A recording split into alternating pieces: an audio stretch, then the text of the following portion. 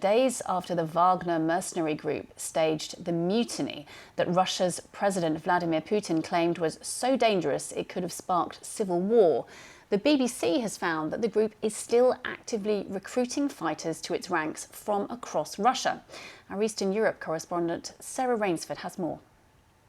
Well, by calling Wagner recruitment centres across Russia, there's a long list of them on the Wagner website. It's still up, the website is still working. They're recruitment centres that are based in fight clubs, so anything from judo to mixed martial art clubs or boxing centres across Russia. So we started calling them, and as we did, we found that all of the people we spoke to said yes, they were still recruiting, that it was business as usual, nothing had changed.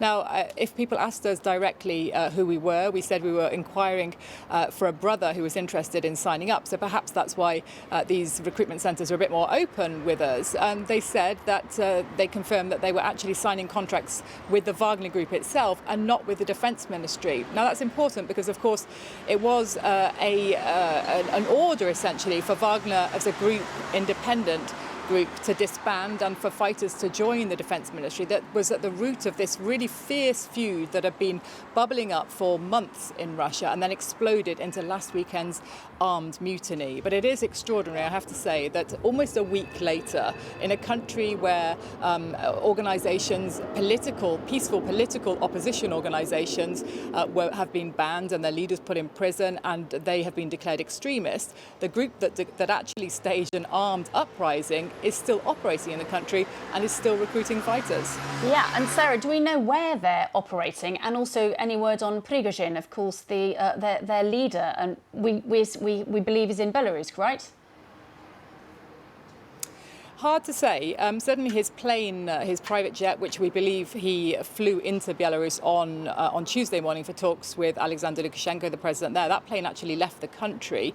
It's been in Russia ever since, actually flying around between St. Petersburg and Moscow. We don't know if Mr. Prigozhin is on board. We don't know either exactly where the vast majority of Wagner fighters are, but there hasn't been any sign physically yet of them moving. Now, what we have seen this morning is a high-resolution photograph, which the BBC has obtained, and that photograph appears to show changes at a site about 60 miles away from Minsk, the Belarusian capital, where in the last couple of weeks it appears around 300 structures have appeared that look like tents, so tent-like structures.